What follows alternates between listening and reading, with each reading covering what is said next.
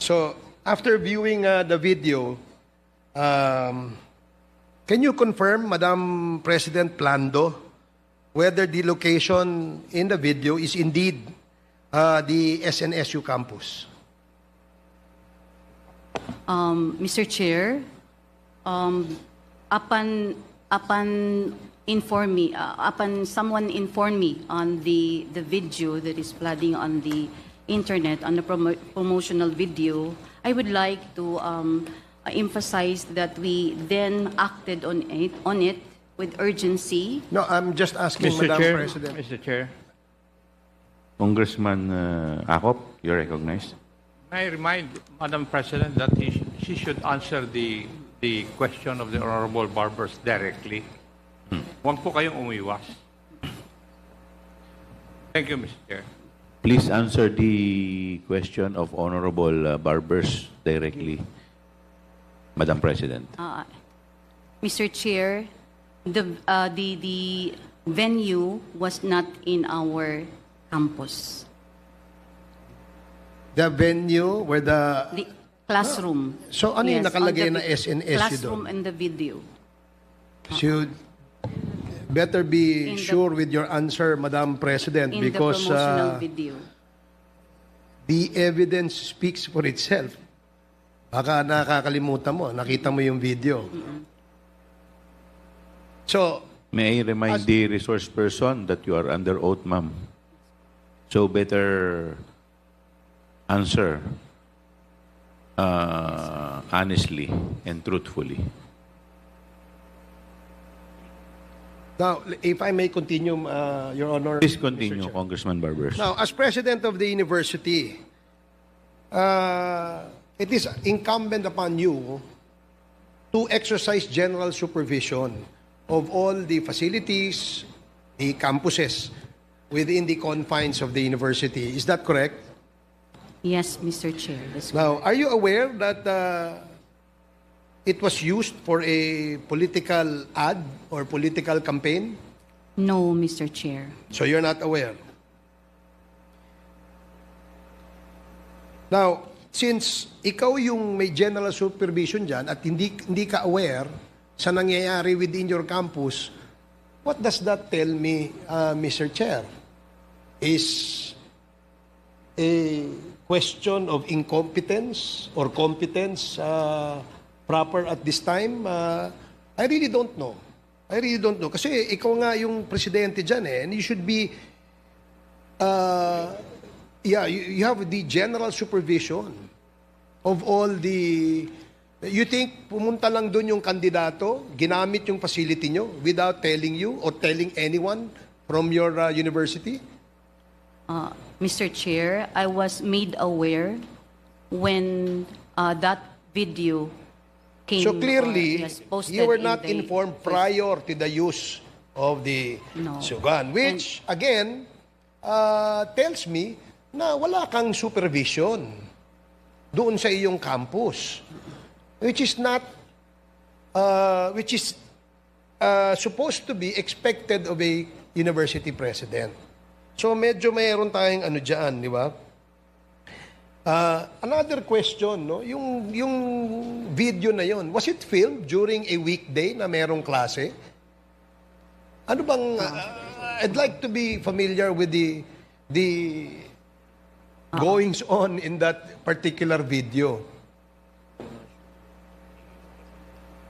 Yeah, di ba pagka may mga shooting sa mga campuses, minsan humihingi yan ng permits eh. Oh, hindi naman pwedeng pumasok lang yan dyan, nag-video, no?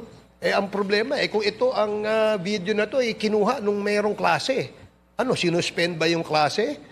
Para lang to give way to the production of a video?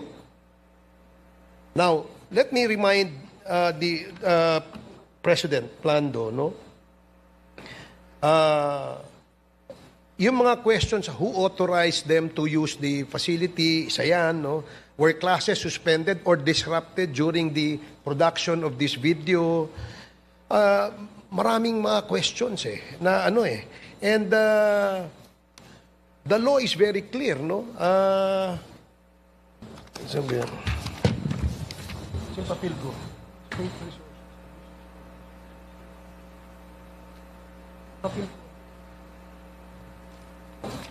You see, let me define what abuse of state resources is, no, as provided in the revised penal code at saka section. This is considered an election offense, no? Sabi dito, abuse of state resources pertains to the misuse of government resources, whether material, human, coercive, regulatory, budgetary, media-related, or legislative, or for electoral advantage, no? So, meron pong kaakibat na penalty po ito, no? Under Section 263 of the Revised Penal Code, sinasabi po dito, sino yung persons criminally liable? Sinabi po rito, the principals, yung actors ng video, accomplices, yung pumayag na magpagamit ng state resources, and accessories as defined in the Revised Penal Code shall be criminally liable for election offense. If the one responsible be a political party or an entity, its president or head, the officials and employees of the same performing duties connected with the offense committed, and its members who may be principals, accomplices, or accessories shall be liable. And any person found guilty, as provided in Section 264 of the Revised Penal Code, any person found guilty of any election offense under this code shall be punished with imprisonment of not less than 1 year, but not more than 6 years, and shall not be subject to probation. So, I don't know if you're aware of this. Given the fact that you are the university president, I would like to believe that you are complicit to a point that you allowed the filming, production of such a video, a campaign ad, for a certain local candidate. So, Mr. Chair, Honorable Mr. Chair, members, I'd like to give the the opportunity for the university president to be able to answer this after this committee recommends or writes our committee report and consider the findings as part of our recommendations, including, of course, the filing of criminal cases, administrative cases against those who have erred or have committed this grave misconduct, anomalies, malfeasance, and misfeasance, Mr. Chair. With that, I'd like to thank you for the opportunity, and I'd like to thank also CHED, headed by Dr. Shirley Agrupis, and the members and the Mr. president Chair, of the board can I of Regents of further- the Surigao del Norte State University. Mr. Yes, Chair. Madam President. Thank you, Mr. Chair. I noted the comments of our good congressman, Congressman Barbers, but then I would like also to emphasize that we issued an official statement on May 1. That was the day when the video or the promotional video circulated, and the university categorically denies any knowledge, involvement, and or authorization in the production, endorsement, and or circulation of said promotional campaign video. Neither funds and resources of SNSU have been used, nor its officials, administrators, faculty, and staffs have been consulted in the said production, endorsement, and or circulation. The views and opinions expressed therein do not in any way reflect those of SNSU.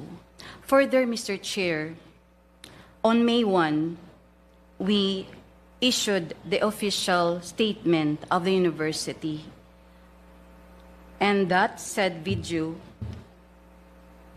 Okay.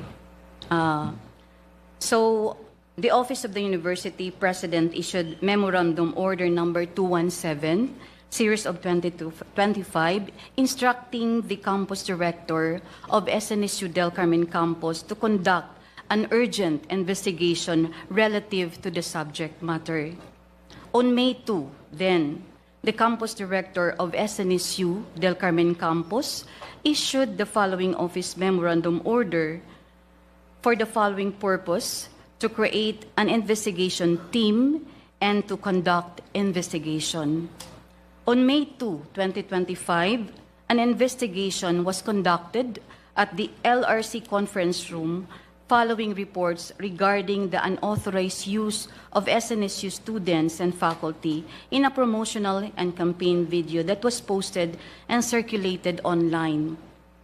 On May 13, Office of the President also issued an office order number 240, series of 2025, creating a composite team to conduct verification on the result of the investigation conducted per office memorandum order. However, the team failed to convene after the election. Another office memorandum order, number SNSU Admin 05148, series of 2025, dated May 26, 2025, was issued, creating another team to verify on the veracity of the result of the investigation conducted by SNSU Del Carmen Campus. On May 27, 228, the team conducted the actual verification process, and each of the invited official, employee, and students were informed of their rights prior to the interview. The team were able to obtain sworn statements with consent of the concerned parties. And this concerns and issues also, Mr. Chair and honorable members of the committee, was presented to the Board of Regents for deliberations and discussion, because I am only one member or member of the governing board, which is the highest governing policy-making body of the university. So my point, Mr. Chair and honorable members of the committee, that we tried our best to really investigate and to know the truth also. Thank you, Mr. Chair. The Honorable Acop is recognized. With the indulgence of the Honorable Barbers, Madam President, sabi po nyo, nag-imbestiga po kayo, di po ba? Yes, Mr. Chair. Meron po bang resulta yung investigasyon ninyo? Yes, Mr. Chair. And what would be the finding? The finding was the person appearing as a teacher in the video political campaign is not a bona fide employee of SNSU. Hindi rin po Rather, estudyante Mr. Chair, yung dalawa. Yes, Mr. Chair. Rather, a teaching staff of a certain school. Thus, SNSU officials and employees, Mr. Chair, and honorable members of the committee, and not directly or indirectly involved in any partisan political activity. Madam President, pakisagot lang po yung aking katanungan. Masyado na pa kayong defensive eh. Bilang isang investigador, ako'y nagdududa. Masyado ka ng defensive. Hindi ko naman yun ang tinatanong ko eh. Ang tinatanong ko lang po sa inyo ay kung meron na po kayong findings. Kasi hindi nyo sinagot kanina yung mga katanungan ni Honorable Burrs. Number one, dininay nyo kanina na yung classroom at saka campus na ginamit, hindi po sa SNSU. Tama po ba yung pagkarinig ko? Yung classroom po, Mr. Chair, is hindi. Hindi po. Hindi po sa... How would you know that it is not a classroom of SNSU? Is it a... If we will be able to prove that that incident happened inside the perimeter of your campus, Mr. Chair, I would like to request respectfully that the result of the investigation will be furnished to the Board of Regents for deliberation and discussions. Pakiulit po yun. Hindi po namin nakuha ng buong-buo yung sinabi po ninyo. On May 29, actually, Mr. Chair, this was presented to the Board of Regents. Yeah. Hindi naman po yung board ang tinatanong ko. Tinatanong ko po kayo bilang SNSU President. And you should be aware of all these things bilang Presidente ng SNSU. Di po ba?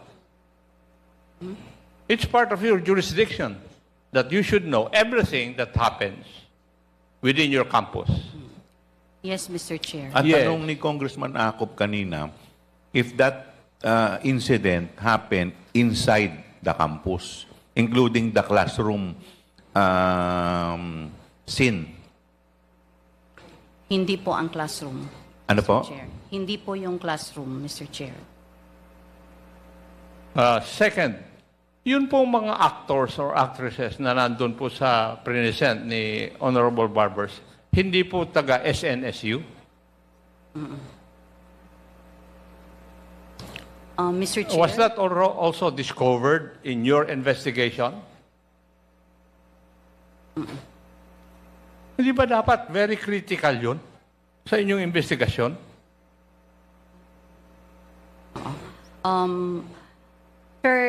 Based on the investigation, Mr. Chair, that 7 out of 10 students personally and voluntarily participated in the video political campaign. So in other words, ang sagot po nyo dun sa aking katanungan, estudyante po ng SNSU, yung mga nag-participate doon. Yes or no? Some po. Hindi Oh, lahat. sige, Sam. Ilan ba yung estudyante na pinag-uusapan po natin? 7 out of 10, Mr. Chair. 7 out of 10. Mas maraming estudyante ng SNSU. At doon sa investigation report, yung 3, hindi nyo po alam kung saan nanggaling. Yun po ba ang ibig nyo sabihin? Yes, Mr. Chair. And Next question, Madam President. May prinisinta po rin si the Honorable Barbers na affair or event sa isang gymnasium. Yung gymnasium ba na yun, hindi gymnasium ng SNSU? Mr. Chair, Simpleng-simple lang po yung tanong ko, Madam President. Doktor po ang nakalagay dyan sa inyong titulo dyan. Pakisagot lang po yung aking tanong. Otherwise, I will move to cite you in contempt. it was on the candidates forum, Mr. Chair. I beg your pardon? Candidates forum, where the Gymnasium ba ng SNSU yun? Yun po ang aking katanungan. Yes, Mr. Yes, Chair. simpleng-simple lang For po yung aking candidates katanungan. And I do not know why a doctor of philosophy cannot answer a simple question. This is an investigation in aid of legislation. And you should answer questions directly, Madam President. Di po ba? So in other words, lahat po ng sinyales ay nagamit po yung inyong campus. Would you agree with that, Madam President? Nandun yung estudyante, nandun yung gymnasium ninyo.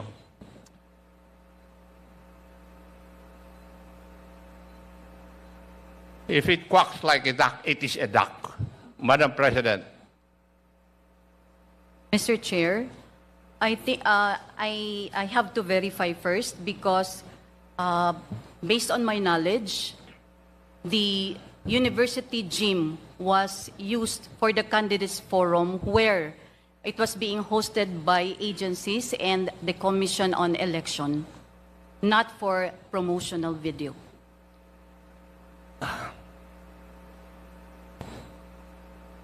Madam President, yung pong katanungan ko po hindi na, yung sagot po ninyo, hindi naman po yung kasama doon sa katanungan ko Simpleng-simple lang po yung tanong ko.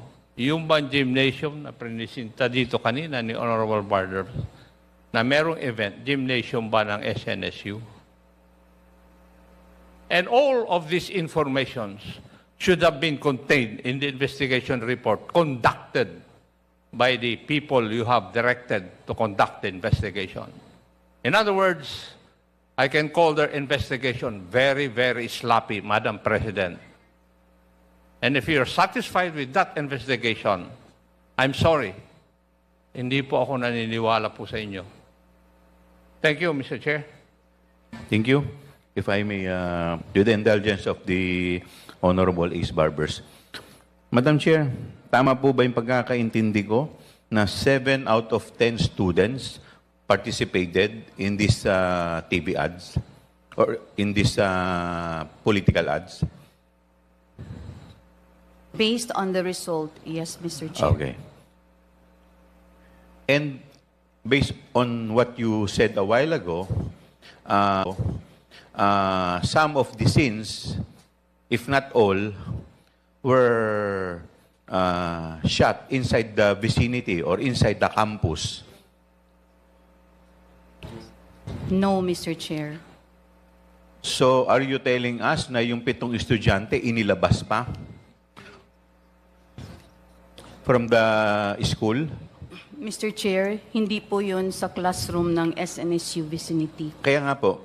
So, hindi lang naman po yung scene sa classroom. Di ba, meron din ng mga scene sa labas. Meron din, yung may nagsasalita po doon eh. Ang background niya, yung mismong entrance ng eskwelahan. Hindi rin po ba yun sa campus? Gumawa rin sila ng artificial na pinto or ng gate?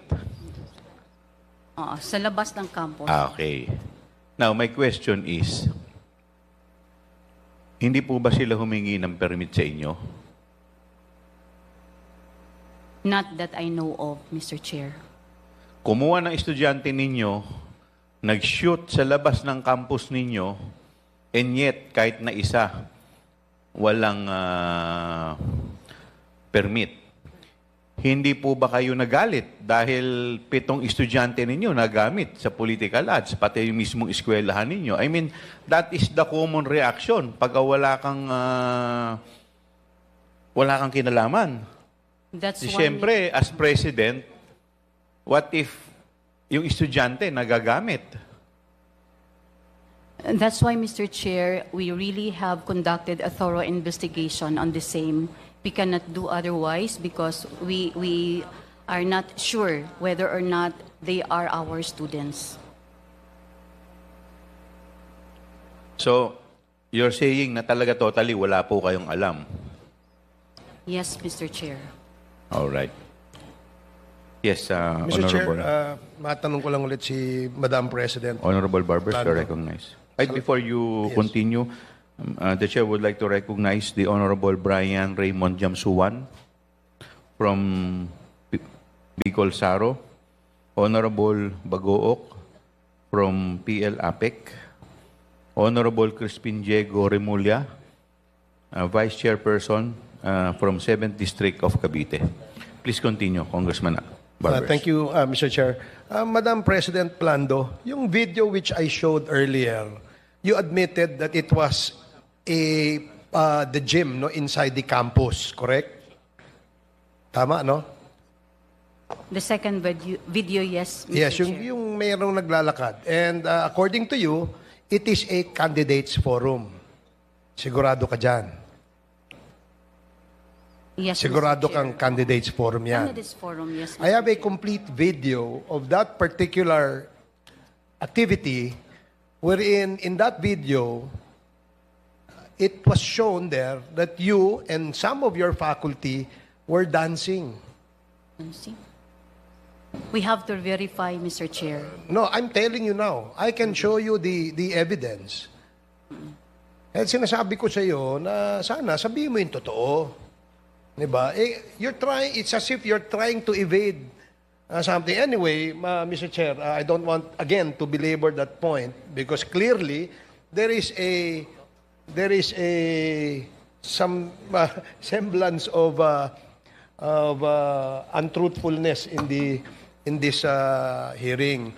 But I personally believe that if indeed we can find out and produce evidence that they have complicitly or they have agreed to give favors to a candidate in the recently concluded elections, I suggest, Mr. Chair, that we have to initiate the filing of administrative and criminal cases against people who are liable.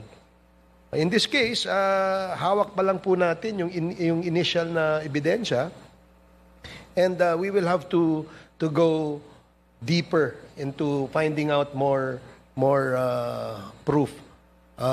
Pero it seems that kung totoong nangyari ito sa loob ng isang universidad na kung saan kayo ay nakitang sumasayaw, it is as if you are endorsing a candidate.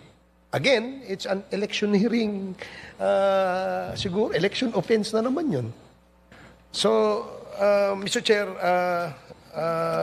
siguro we have sufficiently deliberated on this particular issue, and I will just ask my staff to submit whatever documents, videos, pictures that we have in order for us and the members of this committee to be guided in the writing of the committee report and proposed recommendations to the same. Mr. Chair, maraming salamat po ulit sa pagkakataon. Thank you po.